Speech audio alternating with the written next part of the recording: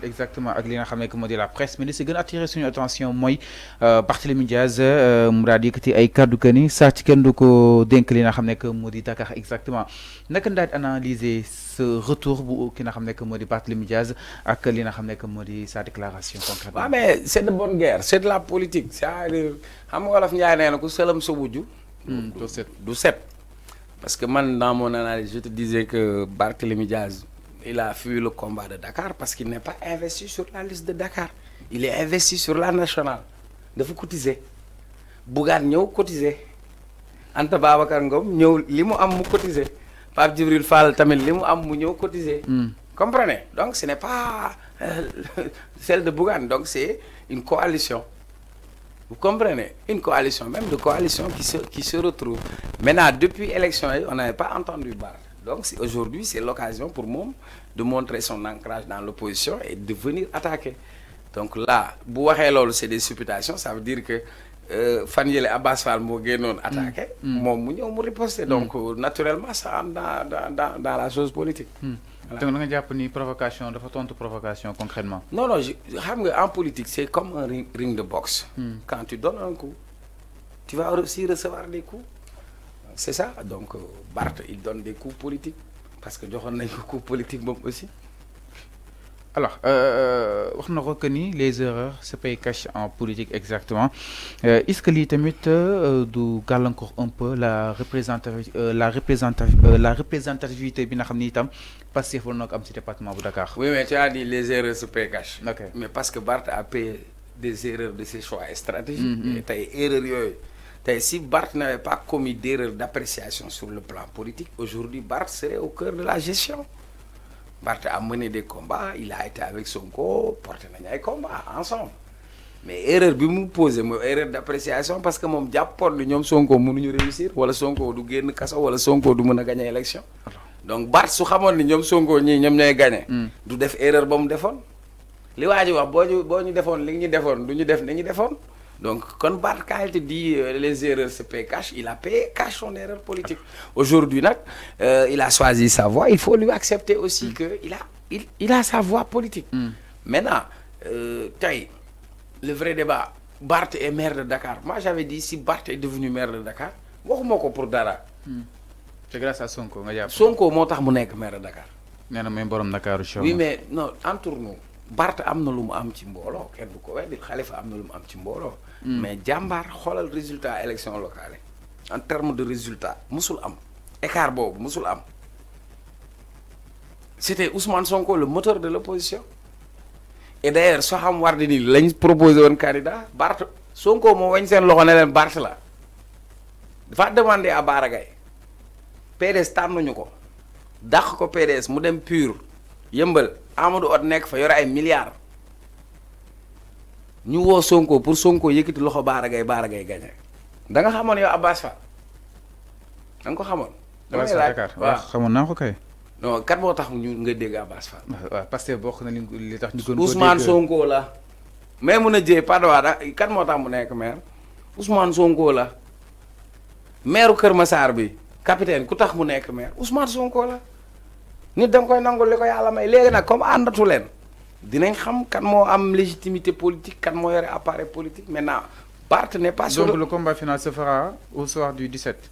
oui mais c'est pas un combat final parce que Barth n'est pas présent sur la liste de Dakar élection bi dafa am élection nationale ak départementale. ok donc pour nga wax ndax Barth am na doole Dakar wala nii la tollu Dakar waaw mu dem à Dakar mais léegi demul Dakar national bi la dem mais il est dans son droit et puis dafay safal game bi c'est bien. alors merci beaucoup Cheikh Omar jaajëfal naa la bu baax a baax ça a été un plaisir si point actu bàyyi nga daal tàggatoo ak téléspectateurs yi.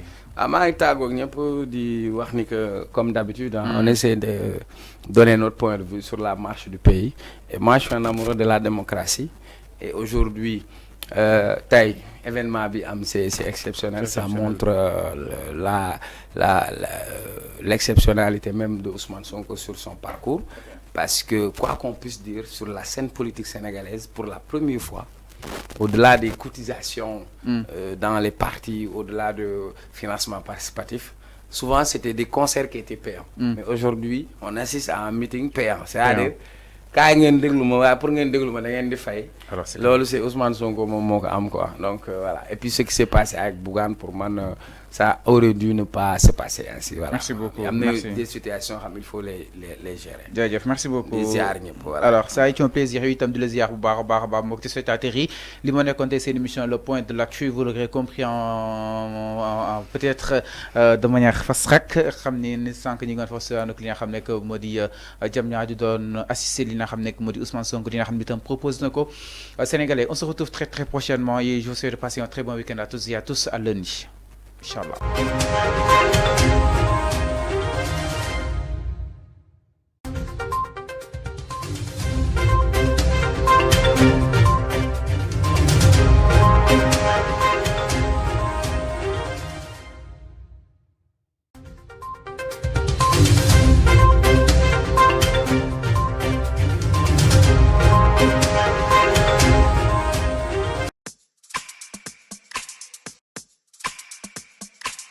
CEFAS, le centre de formation africain du Sénégal. École, alternance, école-entreprise, stage professionnel. Reconnu par l'État du Sénégal et le Centre international privé européen des études professionnelles. CIPEP, des écoles internationales. Le premier centre de formation privé au Sénégal. Une école d'excellence et de référence composée de 2 départements. Un département des sciences de la santé et un département de management et technique. Nos filières en santé, infirmier d'État, sage-femme d'État, assistant infirmier d'État, analyse biologique, délégué médical, vendeur en pharmacie, secrétaire médical, biologie médicale, aide-soignant. Nos filières en management, transport et logistique, commerce international, transit douane, gestion des ressources humaines, comptabilité et gestion, secrétariat bureautique, hôtellerie et restauration, marketing et communication, informatique de gestion, gestion des entreprises, banque, finance, assurance, journalisme et communication, qualité, hygiène, sécurité et environnement, marketing digital et nos filières en technique, génie civil, génie informatique, génie électrique, génie mécanique, électromécanique, électrotechnique, agroalimentaire, réseau et télécommunications, infographie, développement web.